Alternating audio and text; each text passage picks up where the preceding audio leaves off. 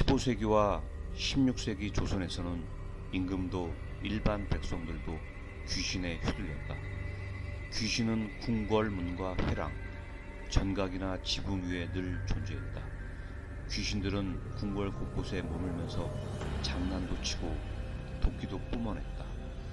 일반 백성들의 집에서도 귀신이나 도깨비들은 사람들과 함께 거주했다. 부엌에는 부직갱이 귀신과 솥단지 귀신이 있었다. 지붕에서 기와를 던지는 귀와도 있었다. 귀신들은 앵두나무나 복숭아나무 혹은 버드나무 위에 있다가 밤에 지나가는 사람들을 놀라게 하기도 했다. 귀신은 사람들과 맺힌 감정을 풀지 못한 채 돌아가야 할 곳으로 가지 못하고 구천을 떠도는 영혼이다. 그들에게서는 자신들의 목소리를 전해줄 사람이 필요했고 그 역할을 한 것이 바로 무당이다. 그 시대에 무당은 꼭 필요한 존재였다. 그러나 17세기 후반 유교 이념이 공고해지면서 궁궐의 귀매의 이야기나 민가를 떠도는 귀신 이야기는 자취를 감추기 시작했다. 중세 유럽 사람들은 빗자루를 타고 날아다니는 마녀들이 존재한다고 믿고 있었다. 그래서 많은 여자들이 마녀로 몰려 화형을 당했다. 그 비슷한 시기 조선 사람들도 귀신과 도깨비들이 사람이 사는 곳에서 함께 살고 있다고 생각했다. 경복궁을 비롯한 궁궐 곳곳에서는 귀신과 도깨비들이 물건을 가지고 장난을 친다거나 궁녀들의 머리카락을 잘라버리는 일이 종종 발생했다. 궁궐에서 요괴들이 난동을 부리는 것처럼 일반 백성들이 살고 있는 집에도 귀신이나 도깨비들이 흔했다. 조선 초에는 왕이 직접 술사들의 의견을 듣고 국가의 중요한 정책을 결정하곤 했다. 세종 때에는 앞날을 내다보는 능력이 탁월한 맹인 지화가 국가에서 행하는 각종 행사와 왕실의 혼인 날짜 등을 잡았다는 기록이 있다. 또한 1402년 7월 9일에는 진주 출신의 직제학 정의호가 비를 마음대로 내릴 수 있는 신통력이 있는 사람을 태종에게 소개했다. 진양 출신의 문가학은 비가 오지 않고 가뭄이 들어 기우제를 올릴 때 탁월한 신통력으로 3번이나 비를 내리게 한 적이 있습니다. 그는 임금 앞에서 자신이 기도를 올리는 3일 동안 많은 비가 올 것이라고 호언장담했다. 그리고 정말 그의 기도가 끝나자 많은 비가 내렸다. 태종은 그를 기우제를 담당하는 서원관에 임명했다.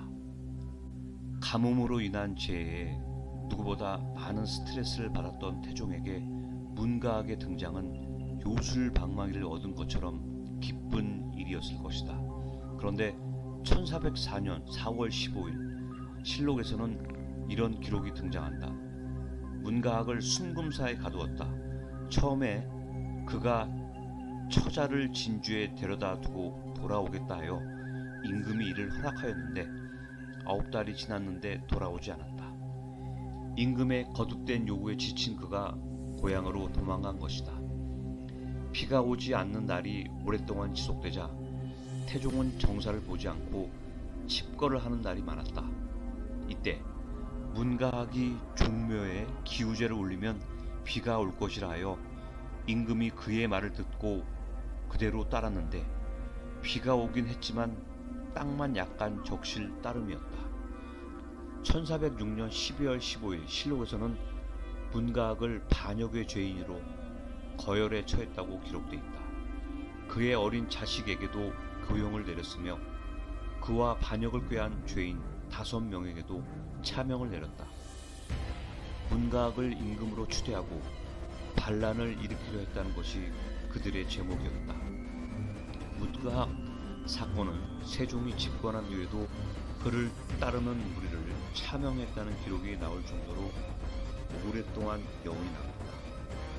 귀신에게 쫓겨 다니던 부모를 지키기 위해 직접 귀신이 꺼리는 장소 등을 찾아다니기도 했던 세종은 술사를 대동하거나 술수학에 깊이 빠져들기도 했다.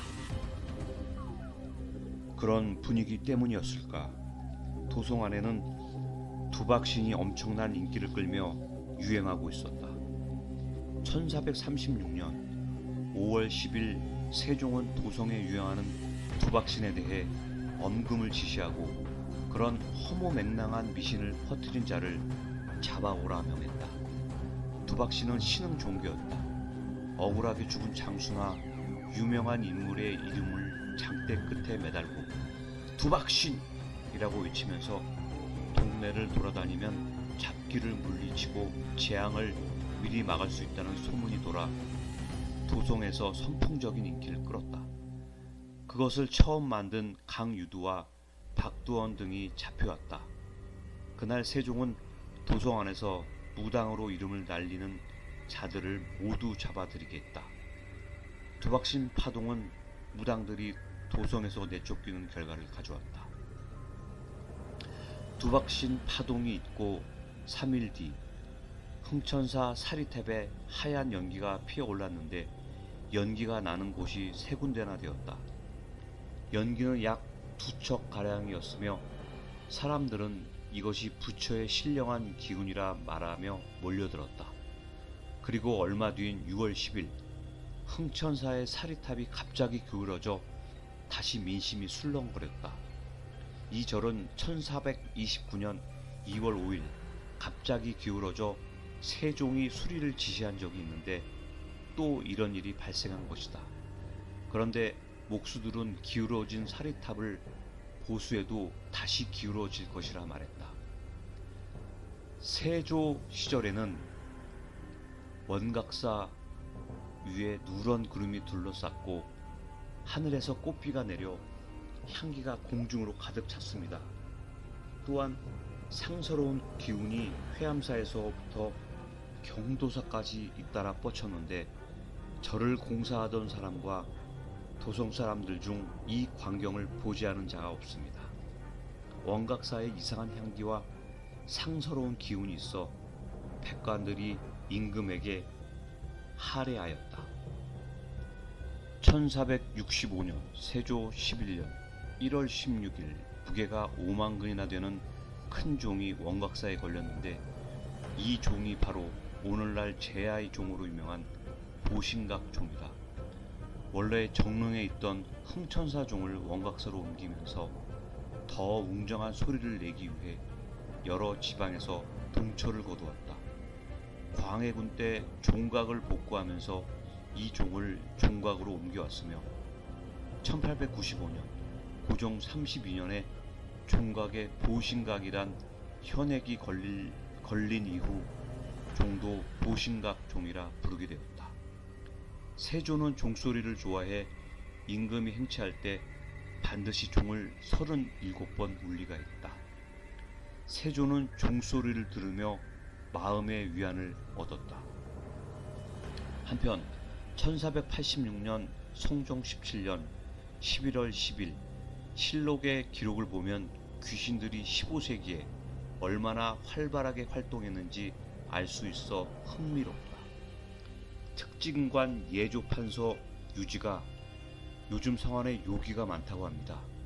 영의정 정창손 집에는 귀신들이 있어 집안 물건을 옮기고 호조좌랑 이두의 집에는 여기가 살고 있는데 매우 요사스럽다 합니다. 그래서 나라에서 큰 제사를 지내는 것이 어떨까 생각됩니다. 라고 하자 임금이 좌우에 물었다. 홍웅이 나서서 대답하길 예전에 유문충의 집에서 쥐가 나와 절을 하는 일도 있었고 그래서 그가 쌀을 퍼주러 하니 다음에는 부엉이가 집에 들어왔다고 합니다. 귀신을 보아도 괴이하게 여기지 아니하면 저절로 재앙이 없을 것입니다. 저도 정창손의 집 귀신 이야기를 들었는데 사람들이 그에게 피하기를 청하였으나 정창손은 살 만큼 살았으니 귀신이 무서울 게 있느냐 하여 그 뒤로는 귀신이 나타나지 않았다고 들었습니다. 임금이 말하기를 부엉이는 세상에서 싫어하는 것이나 항상 궁중의 나무에서 우니 무엇이 좋기 괴이한가. 물개는 오래되면 저절로 없어진다 하였다. 임금과 신하들이 돌아가면서 자신들이 겪은 귀신 이야기를 하고 있는 바로 그런 풍경이다. 물개란 물건에 귀신이 붙는다는 말이다.